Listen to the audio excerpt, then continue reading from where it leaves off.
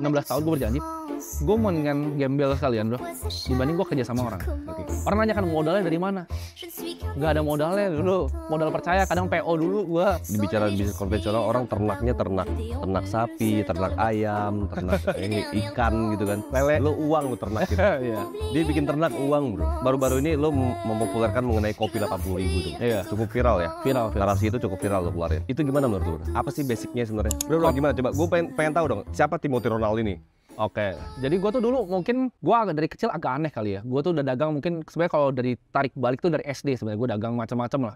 Gue coba jualan, SMP pun gue bahkan udah coba cari nih barang apa yang gue bisa jual. Gue ngimpor tuh dari Cina. Orang nanya kan modalnya dari mana? Gak ada modalnya dulu, modal percaya. Kadang PO dulu gue sampai kumpul-kumpulin, putar. Jualan minyak rambut, gue pernah jualan sedotan bro, ke kafe-kafe bro, sedotan. Gue ketok jadi sales pernah.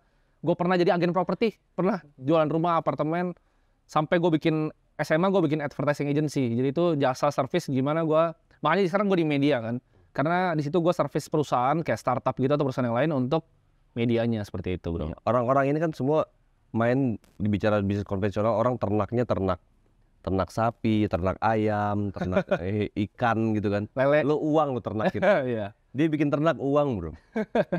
Itu gimana cerita? Apa sih ternak uang tuh barang apa bro? Jadi itu sebenarnya platform edukasi, yaitu edukasi investasi. Tapi awalnya dari sebelum gue jadi kenapa gue jualan nih, gue ceritain dulu kenapa gue jualan. Dulu gue pernah baca satu buku, gue beli sendiri di Gramedia waktu itu harganya 60.000, itu buku komik bro. Komik orang-orang sukses. Jadi ada kayak Bill Gates, ada Warren Buffett. Nah di situ gue paling tertarik sama Warren Buffett. Kenapa? Karena gue mikir gue nggak bisa bikin komputer lah kayak Bill Gates terlalu pintar gitu. Tapi Warren Buffett ini cuma beli sahamnya Coca-Cola bro dulu. Tapi dia beli dari umur yang muda. So, dia umurnya 13 tahun beli. Gue sekarang 15 nih. Kalau gue beli, apakah gue akan jadi kayak dia? Jadi Warren Buffett dulu kalau lu ingat tahun 2011-12 tuh nomor 1 paling kaya rankingnya. Kan gue cari tuh, tiap hari gue cari tuh di luar negeri, di Indo, Konglo gue cariin. Nggak tahu dari kecil mimpinya aneh aja mau jadi Konglo. Mau jadi Konglo ya? Pengen jadi Konglo. Karena bapak lu bukan Karena bapak gue bukan Konglo, jadi gue pengen jadi Konglo. Cina-Cina glodok gitu bukan? Ya ini bukan Cina kaya gitu loh ya. Bukan Karena orang-orang kadang lihat kalau udah muka Cina, wah ini kaya berarti kan. Anak orang kaya. Ini biasa lah. Biasa aja. Tapi nggak susah juga kan, bokap? Susah sih nggak, gue masih bisa makan, masih bisa sekolah. Tapi gini, kuliah gue bayar sendiri. Masuk kuliah tuh gue bayar sendiri. Karena bokap nggak punya duit atau? Karena sebenarnya itu kan jadi pilihan gue ada beberapa pilihan, tapi akhirnya gue decide di satu yang gue mau, dan gue waktu itu bayar sendiri. Jadi itu sebenarnya alasan kenapa gue drop out juga, gitu. Karena gue pikir gue udah usaha dan menurut gue, buat gue waktu itu nggak bermanfaat terlalu banyak, jadi gue keluar gitu. Ya, baru-baru ini lo mempopulerkan mengenai kopi 80.000 tuh, bro. Iya. Cukup viral ya? Viral. Narasi itu cukup viral lo keluarin. Itu gimana menurut lo bro? Apa sih basicnya sebenarnya? Konsepnya adalah yang gue pengen bawa adalah, itu gue nonton dari video Donald Trump. Dia pernah bilang dulu, dia punya satu teman yang menurut dia waktu itu masih miskin temannya. Terus tapi temannya ini selalu naik first class pesawat. Padahal duitnya belum terlalu banyak. Maksudnya apa? Biar dia secara mental, ini dia tuh level up. Itu sebenarnya hal yang gue lakuin bro. Dulu gue pas masih naik mobil Ford Fiesta bro, mobil pertama gue beli, gue sering datang ke dealer Audi. Umur berapa itu? Umur 18 tahun. 18 tahun. Gue datang ke dealer Audi, dealer BMW, padahal duitnya mah kagak punya bro. Iya. Gue datang, gue lihat, gue duduk gitu. Gue bayangin kalau gue nyetir ini kayaknya keren ya gitu. Afirmasi. Jadi gue dari kecil tuh gue afirmasi, gue pengen sesuatu, tapi uniknya selalu dapet gitu yang gue afirmasiin. Gue benar-benar percaya, tapi ya nggak cuma ngawang ya, gue lakuin ada aksinya juga. Nggak cuma halu, ada implementasinya bro. Gitu. Akhirnya terus gue mulai, sampai gue bangun yang platform itu. Jadi platform edtech, edukasi. Sampai sekarang gue juga masih di bidang edukasi. Karena cita-cita gue, waktu itu gue pernah duduk di sekolah bro. Gue duduk sekolah kan.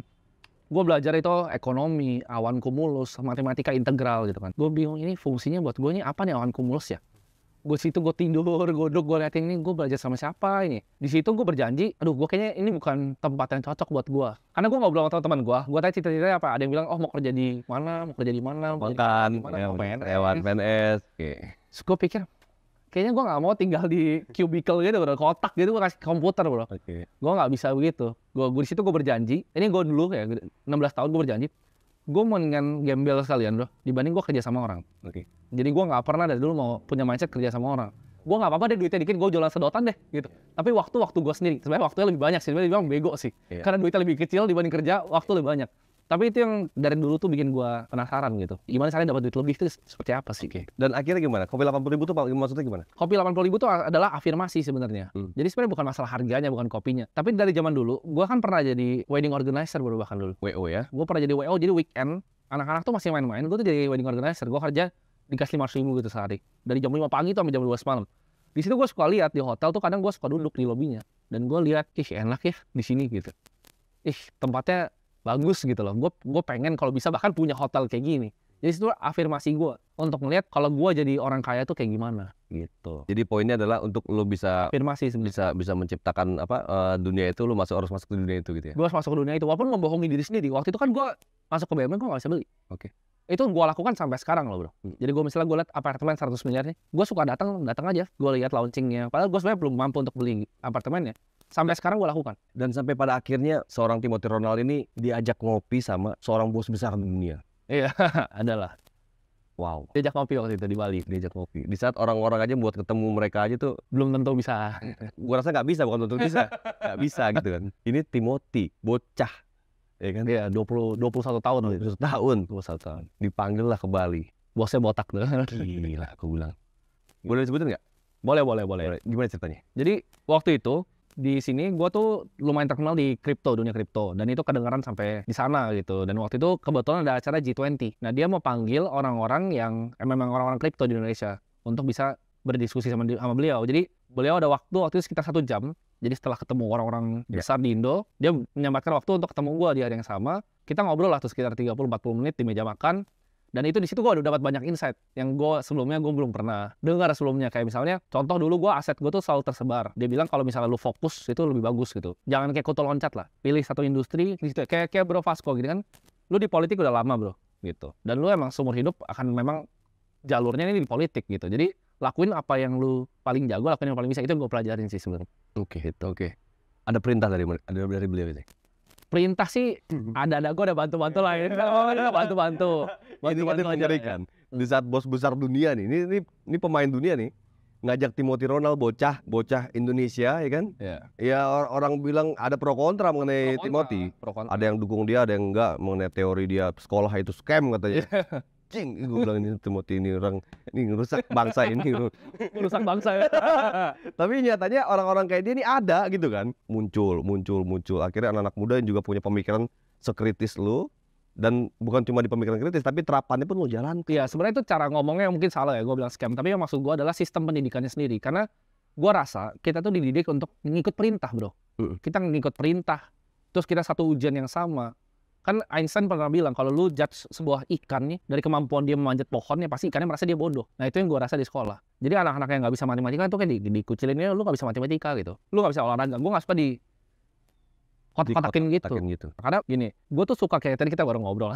Jadi soalnya sebelum podcast kita ngobrol lebih panjang. Tapi maksud gini, kalau lu ngejudge orang nih, harus yang bisa walk the talk gitu kan. Gue percaya sama orang yang walk the talk. Kayak lu ngajarin gue, dosennya ngajarin gue bisnis. Tapi bisnisnya di mana? Enggak, gue gak ngajarin lo apa-apa. Gue belajar banyak dari. Iya. Gue gak ngajarin lo apa-apa. Enggak, misalnya gue ngeliat nih orang walk the talk atau enggak gitu. Iya. Mau belajar politik dari yang nyemplung di politik. Lu belajar politik jangan cuma dari komentator politisi dong. Lu belajar bola ya sama pemain bola atau dari coach bola. Lu jangan belajar bola sama komentator bola. Sama praktisi lah ya. Sama praktisi itu yang gue tekenin sih di sekolah. Dan di dunia keuangan lu belajar sama orang yang belajar. Iya, praktisi dunia. Gue belajar praktisi. Ini dari dunia Indonesia juga ada. In the big boss oligarch dunia juga salah satunya ya. Oh iya, salah satu terkaya lah di dunia ini. Boleh sebutin nggak sih di sini? Boleh ya. Siapa sih namanya? Jadi kalau kalian tahu mungkin kalian bisa searching ya Chang Peng Zhao. Tapi kalau kalian cari di Forbes itu mungkin ya kita tahu lah sama kayak di Indonesia, itu kan listnya kan ya belum tentu benar gitu. Oke. Jadi kalau kalian tahu sebenarnya kalian bisa hitung. Karena kan kripto itu sebenarnya kalau bisa nyari, lu bisa hitung kira-kira harganya berapa kan. Dia pegang cash kalau menurut gua sekarang harusnya nomor 1 ya di dunia. Ini tapi nggak ngomongin yang presiden ya, Putin gitu nggak ngomong ya. Yang di listnya itu harusnya nomor 1. Oke. Cashnya. Cash liquid. Karena kan kripto bisa cairin. Dan dia jadi mentor lu sekarang. Di mentor sih enggak, itu anggap dia udah jauh lah di atas. Tapi gue dapat kesempatan untuk bertemu dia. Iya. Mentor sih nggak bisa ketemu. Gue yakin kalau orang sekelas dia ketemu cuma sekedar buat ketemu, nggak yakin gue. Pasti ada arahan dan perintah lebih lanjut tuh biasanya. Iya, biasanya ada. Tapi mungkin perintahnya tidak bisa dibahas di sini. Seperti itu.